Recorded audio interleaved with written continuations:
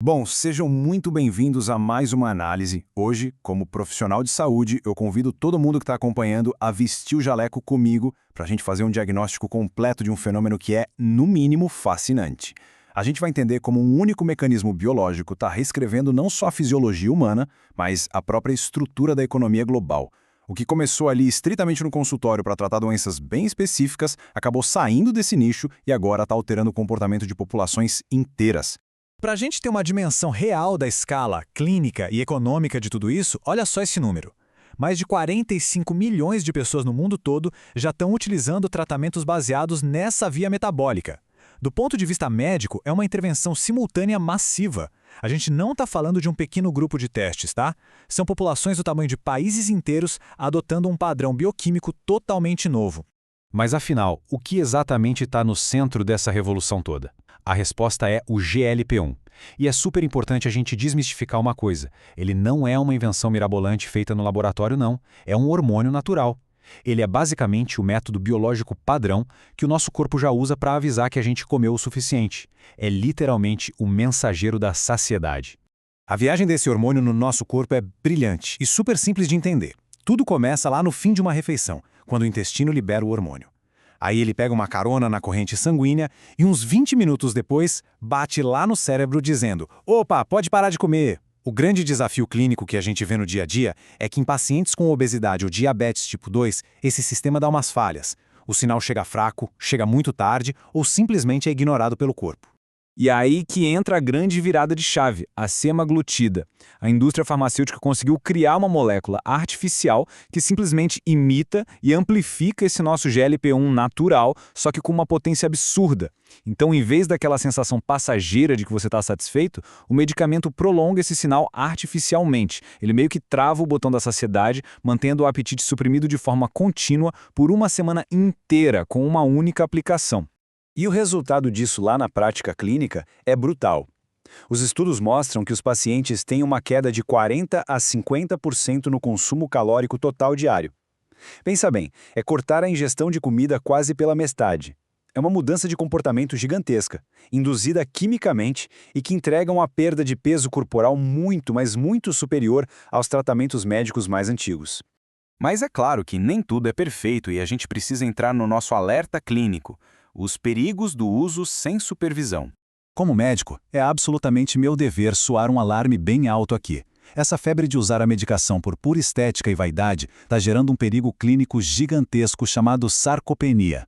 Olha só, quando o apetite despenca e você não tem um profissional ajustando os nutrientes, o seu corpo entra em estado de privação. E sem supervisão, o organismo não queima só a gordurinha que você quer perder. Ele começa a devorar o próprio tecido muscular, que é vital para a nossa saúde.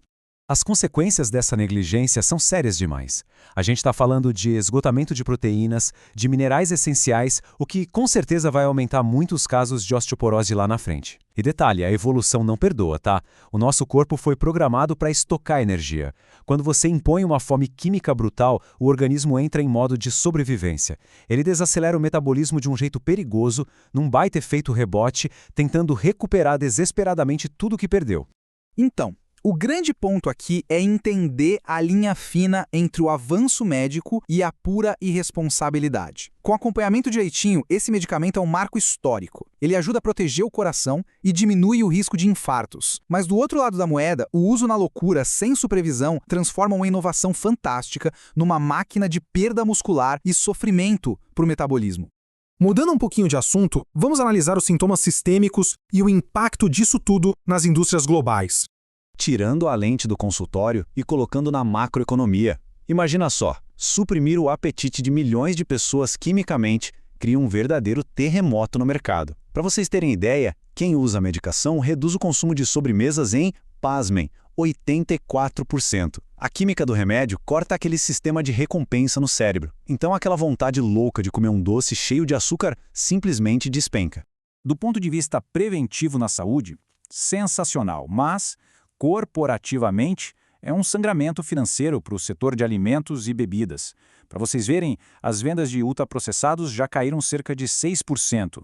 Gigantes do mercado, como a Pepsi, chegaram a perder 5% em valor de mercado. É literalmente a nossa nova fisiologia impactando o bolso das maiores empresas do mundo.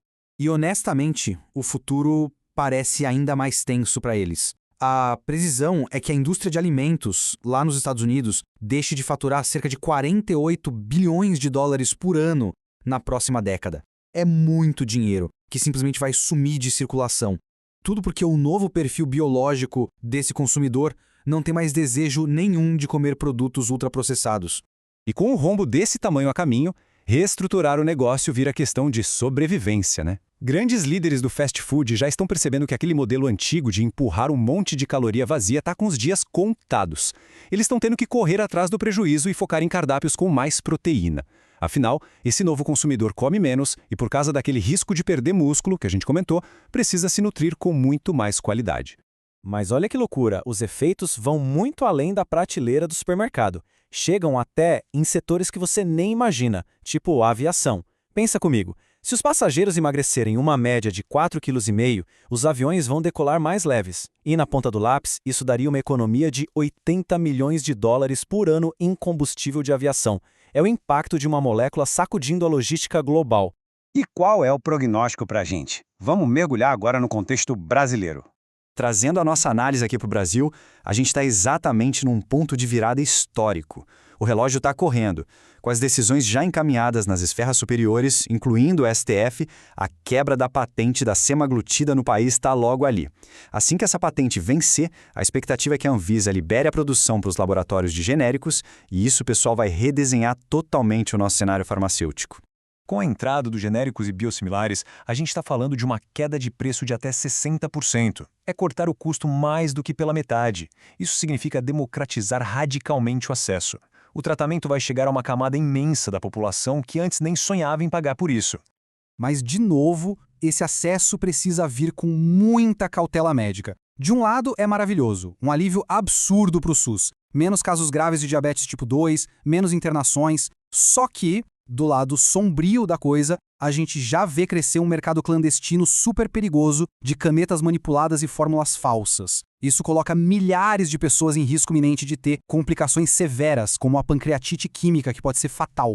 E enquanto a saúde se adapta, o dinheiro também muda de mãos. O valor que antes ia direto para as fábricas de doces e salgadinhos agora flui para outras áreas. O setor de proteínas de qualidade, as clínicas focadas em saúde preventiva, serviços de bem-estar e o mercado de longevidade estão prestes a viver um boom colossal. É uma nova onda de consumo totalmente voltada para cuidar e preservar o nosso corpo. Para fechar o nosso diagnóstico de hoje, eu deixo uma reflexão que é complexa, mas super necessária. A gente está vendo a biologia de milhões de pessoas mudando, e isso mexe com tudo, desde a rotina na nossa casa até as bolsas de valores mundiais. A grande pergunta que fica é: será que espalhar esses medicamentos por aí vai finalmente democratizar a saúde preventiva no Brasil? Ou a gente está abrindo uma caixa de Pandora com novos problemas metabólicos que a gente ainda nem consegue imaginar? Fica o questionamento. A gente continua de olho nas evidências clínicas. Um abraço e até a próxima análise.